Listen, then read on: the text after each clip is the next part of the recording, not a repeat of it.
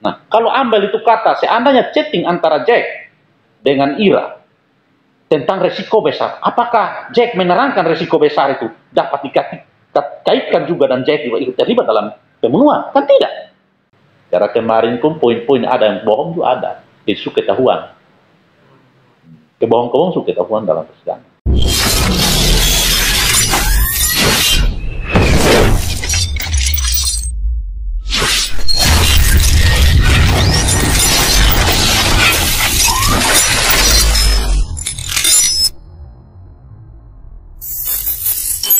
Halo guys, jumpa lagi bersama dengan saya James Bore di channel yang edukatif dan inspiratif, tentunya di Pop James Open Mind.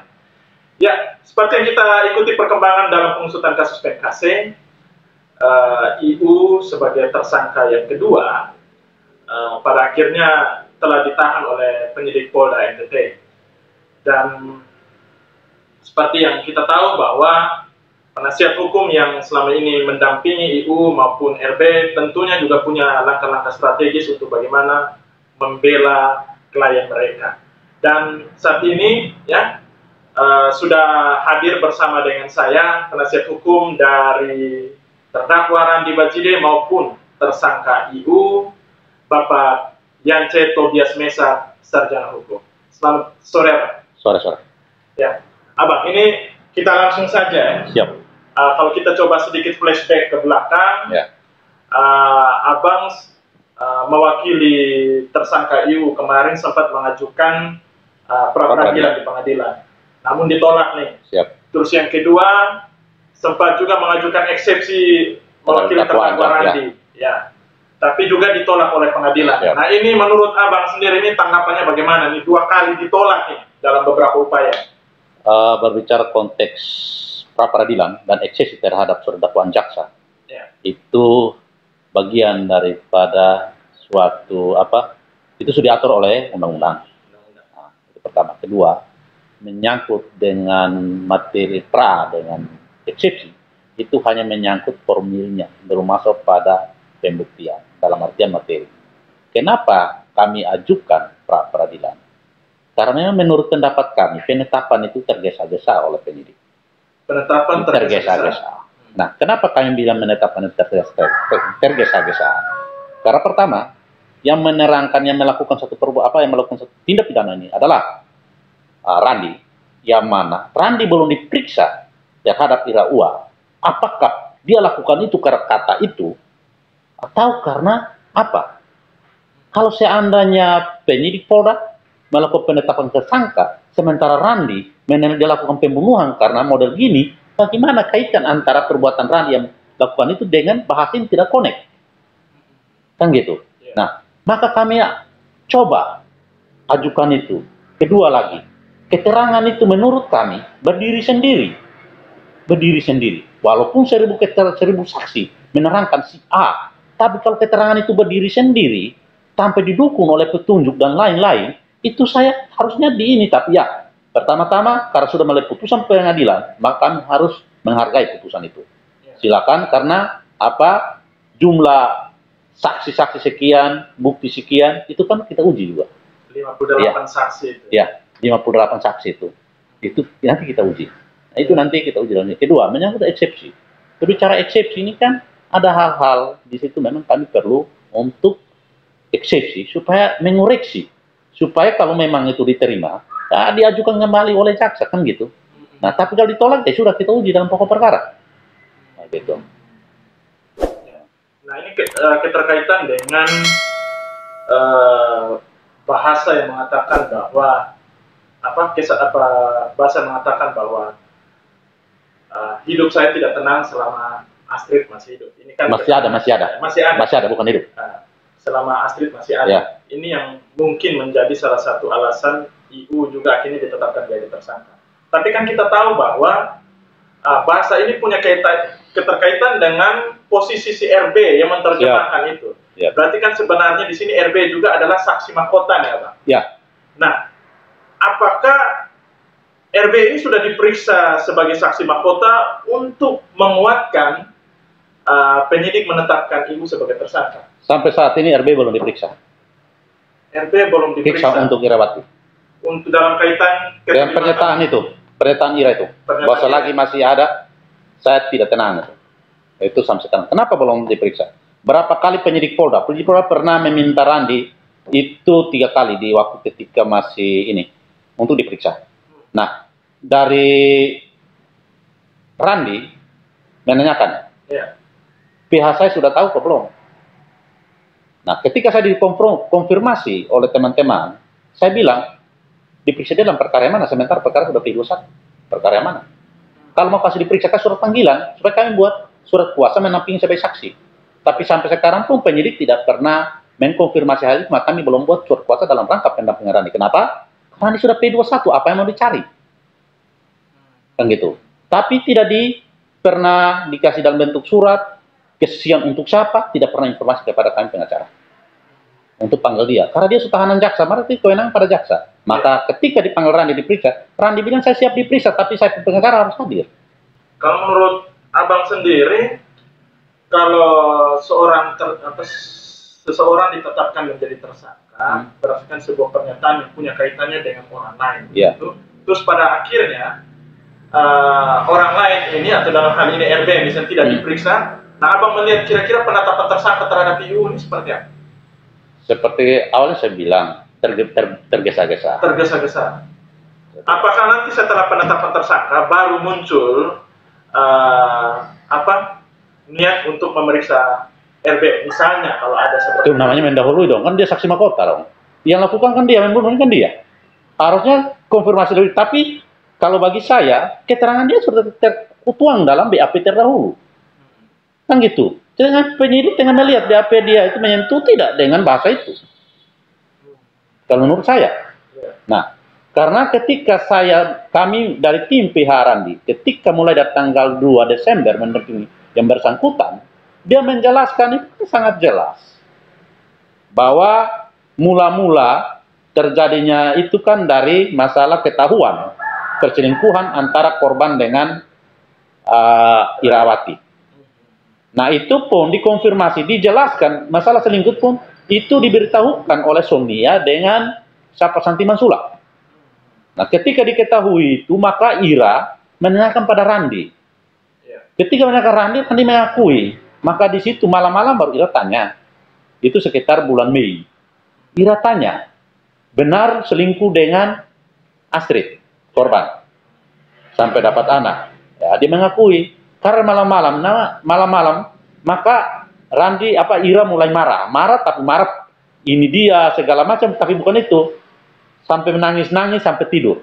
Besok paginya dia minta kepada Randi, bangun dia ulang lagi, tapi marah bukan marah bicara tentang konteks selagi orang dua masih ada hidup saya tidak tenang.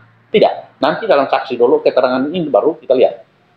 Dia minta kepada Randi pilih dia atau pilih Astrid.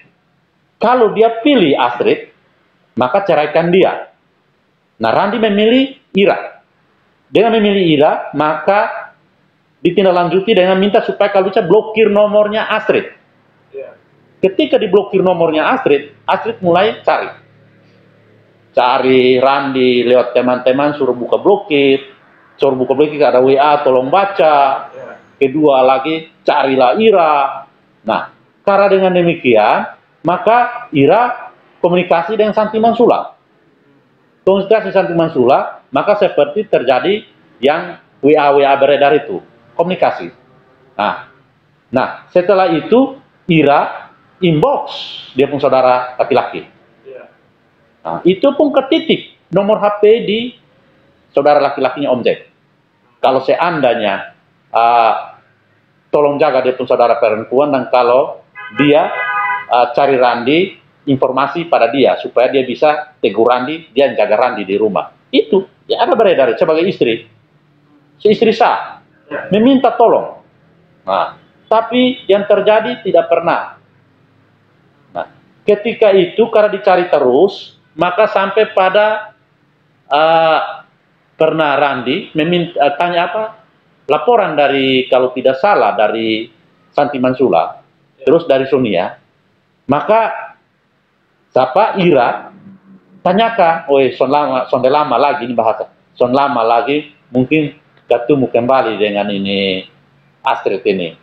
Karena suruh ada informasi suruh buka, mau minta cari kok, mau ketemu kok. Ya, karena dia cari-cari beta itu, maka karena bisa buka blokir, makanya dia cari-cari. Nah, karena itu dia tanya demikian, maka timbullah Randi tanggal 27 baru buka blokir. Lihat, tanggal 27 baru Randi itu buka blokir dari bulan Mei. Karena korban ini berusaha cari terus, maka Randi buka blokir untuk ketemu. Ada komunikasi ketemu dengan korban. Ketemu dengan korban itu tujuannya bicarakan baik-baik. Itu menurut BAP Randi, bukan menurut saya. Bicarakan baik-baik dan hubungan jangan mengganggu lagi. Kedua, sekalian meminta ambil ini anak supaya dia jangan ada hidup tidak beban lagi. Jadi dia mau kemana ya bebas saja, biar Randi yang piara ini anak. Tapi permintaan dia apa? Tidak bisa. Itu ketika putar-putar 27 pagi sampai di Hulu itu berbicarakan untuk hubungan itu. Sekitar jam 9 atau setengah 9 pagi terjadi peristiwa itu. Nah, sampai di situ bicarakan hal itu, maka Astrid bilang, tidak bisa lu ambil cuma ini anak. Kalau mau ambil dengan saya juga. Saya ini sudah menunggu, sudah 14 tahun. Maka Randi bilang, tidak mungkin beta ambil lu. Karena lu tahu beta berkeluarga. Nah, ketika itu kan Randi dulu di setir, Astrid dulu di tempat penumpang. Nah, itu pembicaraan itu langsung dalam Randi bilang dia tidak mungkin ambil dia, maka dia respon tentang pernyataan Randi bahwa kalau lu hanya mau dengan dia, ambil dengan dia, lebih baik beta kasih mati. Nah, ketika itu kan Randi tidak perhatikan dia di gendongannya, dan waktu itu kan Lalin digendong oleh Astrid. Tidak perhatikan. Nah, jadi pada saat di pembicaraan itu, selangsat atau Randi nanti dalam BAP, tengok gini, dia sudah memegang di leher Lael. Karena pegang leher Lael itu, maka Randi masih sempat, lukar mana nih? Tapi lepasin, tidak lepas, maka dia sempat pukul pakai tangan 2 kali di atas tangan, dia tangan kanan 2 kali tidak terlepas. Ini Randi marah, terus bangun dari itu seperti rekonstruksi itu, cekik di leher, cekik dulu anak terlepas dari genggaman dia. Nah, kalau peristiwa seperti itu dihubungkan dengan kata-kata Ira yang mana bukan pernyataan Ira, menurut saksi Santi dan saksi Fitria bahwa itu pernah menyatakan itu, tidak ada connect. Kedua, pernyataan Santi Mansula bahwa Ira pernah menyampaikan selagi Astrid dan Lael masih ada, hidup dia tidak tenang. Kok di dalam WA antara Astrid dan Ira itu barang tidak ada, tapi muncul pernyataan lisan. Tidak perlu dibuktikan. Karena Ira kan menyangkal barang ini. Nah, harusnya dibuktikan kan? Kan tidak. Berarti Anda menilai bahwa ada ketidaksesuaian antara barang bukti ataupun alat bukti dengan keterangan Santi Mansula dengan yang dilakukan oleh Randi. Apa yang memicu Randi membunuh? Tidak ada kesesuaian. Tidak ada kesesuaian. Ya, harusnya memicu tercekik itu apa? Apakah bahasa yang dilakukan oleh Ira atau spontanitas Randi ketika terjadi peristiwa cekikan baru dia cekik balik? Itu kan tidak connect ini. Nah, ini juga mungkin Abang bisa meluruskan. Ada kesimpang siuran informasi yang beredar menyangkut pasal 55 yang dikenakan kepada IU 5. Bersama-sama nih. Ini kan ada di pasal 55 itu kan ada beberapa ayat tuh yang menjelaskan antara bersama-sama melakukan ataupun hanya sekedar menyuruh melakukan ataupun menghasut nih. Nah, IU ini sebenarnya ditetapkan tersangka ini berdasarkan perannya sebagai apa ini? Apakah dia bersama-sama melakukan? Arti kalau bersama-sama melakukan berarti dia dengan Randi ada di tempat PKP itu, tempat kejadian. Tapi kalau hanya sekedar menghasut, pasal penghasutan kan pasal lain. Gimana Bu? Pasal penghasutan kan lain, bukan pasal 55. Kalau bicara tentang konteks penghasutan. Oh gitu. Ya. Kalau tidak salah pasal 100 lebih tetap penghasutan. 122 itu kan? Pokoknya tidak salah seperti itu. 122 kalau 221 itu tentang masalah 221 itu masalah tindak pidana disembunyikan kalau keluarga tidak ada pidana. Tapi ada itu kuat, saya sudah tidak ingat. Tapi pasal penghasutan beda dengan pasal 55. Oh begitu. Ya. Berarti kalau tetap pasal 55 juga yang dikenakan kepada ibu, berarti yang turut bersama-sama melakukan. Nah ini sekarang bagaimana dengan keterangan Randi yang Turut dalam bersama. PP tidak menyebutkan ada orang lain, dalam hal ini IU ada di situ, tapi murni kasus. Makanya dari awal saya dan tim pengacara pun pernah bahas masalah ini. Kasus ini sederhana, tanya Randi saja dia bunuh karena apa? Kan begitu. Jangan pakai analogi. Analogi itu dilarang oleh undang-undang. Analogi tidak bisa. Ini analogi. Begitu. Jadi kalau mau tanya tentang kasus ini, tanya pada Randi saja. Sampai sekarang Randi belum diperiksa tentang penetapannya sebagai tersangka. Tapi kalau pengakuan Randi terhadap pembunuhan, itu bukan karena bahasa itu. Nah, kalau ambil itu kata, seandainya chatting antara Jack dengan Ira tentang resiko besar, apakah Jack menerangkan resiko besar itu dapat dikaitkan juga dan Jack juga ikut terlibat dalam pembunuhan? Kan tidak. Kan Jack memposisikan resiko besar, sangat besar. Kenapa tidak ada kata ini juga? Nah berarti begini Abang, sekarang ini kan IU sudah ditahan. Nah berarti otomatis kurang lebih 20 hari masa penahanan. Ya. Berarti dalam 20 hari mungkin ada pemeriksaan lanjutan ya Bang? Ya. Harus PH Pihak apa pemeriksaan tambahan gitu? Pemeriksaan tambahan. Tentang larang penetapan tersangka. Ya. Kalau pendapat saya sudah minimal 2 alat itu cukup. Apa yang mau diperiksa? Maksudnya gimana?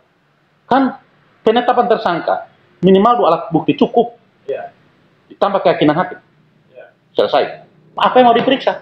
Berarti Kalau saya minta kepada sudah cukup karena sudah tetapkan tersangka.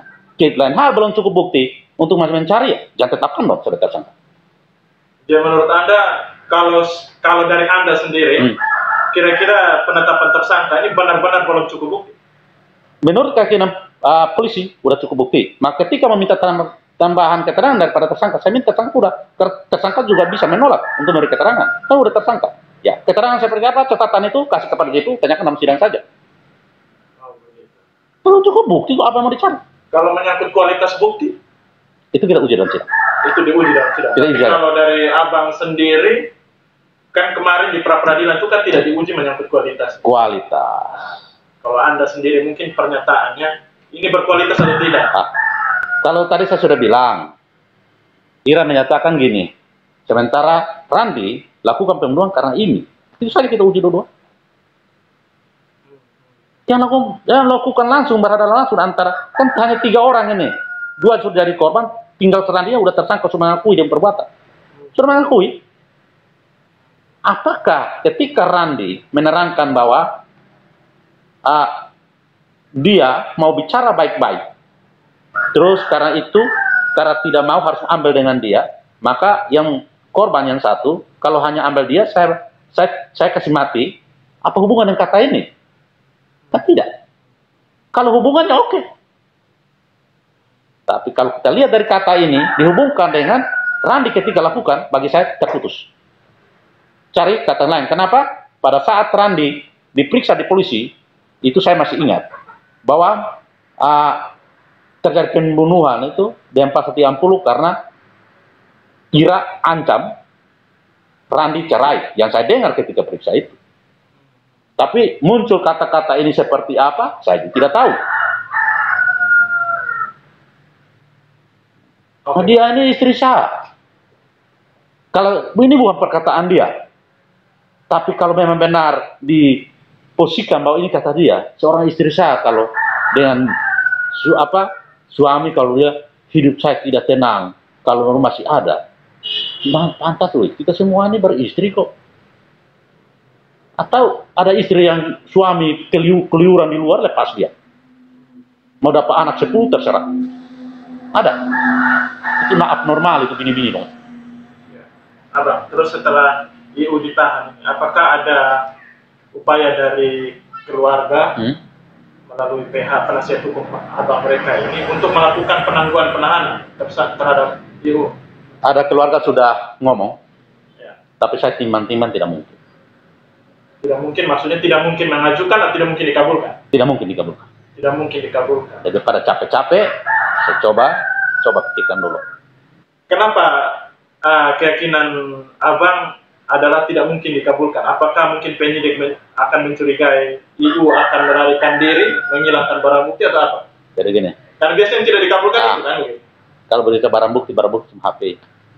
Gimana? Barang bukti cuma HP, Ira sudah disita. Rani sudah ditahan. Kecuali Rani masih beronan kali. Berarti tidak ada barang bukti lain yang harus takut dihilangkan. Kedua, barang bukti itu merujuk kepada keterangan dua orang itu. Dua orang itu kecuali dua orang yang lari. Yang berikut, Ira ini kooperatif setiap pemeriksaan. Tapi kenapa abang sendiri yang tidak yakin kalau dikabulkan? Apakah ada tendensi khusus? Saya tidak bisa bicara. Semua mungkin dari teman-teman wartawan media menilai saja. Saya tidak menyampaikan itu. Kalau ketika penetapan Ira sebagai tersangka, dakwaan dibuat, dilimpahkan ke pengadilan tanggal 25, sudah menguraikan bersama-sama di Ira melakukan suatu perbuatan pidana, yang sementara tanggal 25 itu juga Ira sementara diperiksa oleh penyidik Polda NTT sebagai saksi. Bagaimana jaksa mengetahui perbuatan Ira sementara berkas masih ada pada penyidik? Menarik. Kenapa? Pada saat pemeriksaan ahli juga, yaitu Pak Mikael PK, sangat jelas. Seharusnya tidak bisa. Bagaimana mungkin sudah uraikan perbuatannya bersama-sama di dalam surat dakwaan, sementara pada hari yang sama sudah dilimpahkan tanggal 25 April, sementara pada saat 25 April juga Irawati diperiksa sebagai saksi. Kedua, pengiriman identitas tersangka dikirim tanggal 26. Bagaimana jaksa bisa menguraikan itu? Berarti boleh dibilang jaksa mendahului ya? Saya tidak tahu. Tapi kan keterangan abang tadi seakan-akan menilai. Saya ngomong itu masyarakat menilai, saya tidak bisa mengambil keputusan. Oke, Bang. Sekarang saya ingin tanya sedikit, kira-kira keberlangsungan persidangan beberapa hari yang lalu. Kemarin ini agenda pemeriksaan saksi-saksi ya. Persidangannya Randi ya. Kira-kira abang melihat itu kesimpulan apa yang bisa abang ambil dari keterangan-keterangan saksi yang dihadirkan oleh JPU? Kesimpulan dari kami dari pihak dalam pemeriksaan kemarin ada berapa saksi? Sudah 8 saksi tidak salah. 8 saksi? Ya, 8 saksi. Itu 8 saksi itu bagi kami cuma 2 yang sangat menarik. Ketiga yang menyangkut dengan ekskavator Ponjak dengan supirnya itu kan berhubungan hanya dengan penemuan mayat. Yang berikutnya adalah orang tua dan kakak kandung daripada korban. Yang berikutnya ini siapa? Mobil rental yang sopirnya dengan yang cuci mobil pertama. Sudah. Itu tapi yang pokoknya itu kami sudah dapat. Dia punya ini hanya 2 saja yang kami sebut, tapi itu saya tidak bisa ungkap di sini. Saya tidak ungkap. Itu tentang ini. Saya tidak mendahului itu. Nanti baru dalam kami punya pembelaan itu baru kami ungkap tentang itu. Tapi poin-poinnya sedikit kami sudah peroleh. Tapi yang terpenting yang lebih tahu banyak tentang persoalan ini adalah Santi Mansula, Sonia. Itu yang mereka yang tahu banyak. Ya, saya ikuti dari Bayu dan Arca. Ya. Itu semua itu sumber daripada Santi Mansula. Ya, kita lihat Santi Mansula keterangan seperti apa. Bahwa Santi Mansula sebelum awal-awal kan udah sering komunikasi dengan penyidik seperti apa, polisi. Ada yang polisi sudah tidak polisi lagi tapi masih dikomunikasikan. Nah, kita lihat. Nanti kita akan gali terang-terang mungkin. Karena kemarin pada saat pemeriksaan terhadap ada Arca, itu saja dia berusaha kayaknya menutupi banyak hal. Tapi kami ketika gali-gali ada juga muncul. Nah, banyak yang muncul juga tentang. Tapi itu. Oh, sempat dari PH juga mengajukan pertanyaan untuk menggali lagi lebih daripada saksi-saksi ini. Kan yang ada di sini kan baik itu JPU, majelis hakim JPU dan kan PH. Dari JPU, majelis hakim kami semua punya hak untuk bertanya. Boleh tahu pertanyaan apa yang diajukan ke? Tidak usah. Tidak usah. Karena itu pertanyaan-pertanyaan. Karena keterangan ini kan agak berkaitan dengan orang-orang lain. Nah, itu kami lebih gali. Ada berbohong tidak? Ada disembunyikan tidak? Nah, ada yang benar dia jujur tidak? Nah, kita lihat. Karena kemarin pun poin-poin ada yang bohong juga ada. Isu ketahuan. kebohong-kebohong suka ketahuan dalam persidangan. Oh, berarti Tapi berarti Anda mau kesimpulannya Anda mau bilang bahwa ada kebohongan-kebohongan yang terlihat pada saat persidangan waktu lalu itu? Ada. Tapi bukan langsung menyatu langsung dengan pembunuhan itu tidak. Tapi itu nanti kami uraikan lebih lengkap dalam pembelaan kami. Oke. Baik, terima kasih Abang Yance atas waktunya sudah mau hadir di Podjams dan berbagi informasi tentang dari pihak klien yang Abang dampingi. Ya. Oke guys, demikian wawancara kami dengan penasihat hukum Bapak Yance Tobias Mesak. Ya. Semoga informasi yang didapat lewat Podjams ini bisa memberikan keberimbangan informasi buat Anda semua. Soal benar atau tidaknya, semua nanti akan kita harapkan akan terbuka terang benderang pada saat persidangan demi persidangan berlanjut sampai pada akhirnya ada putusan dari majelis hakim. Oke, itu saja dari saya. Saya bersama dengan Pak Yance pamit. Sampai jumpa.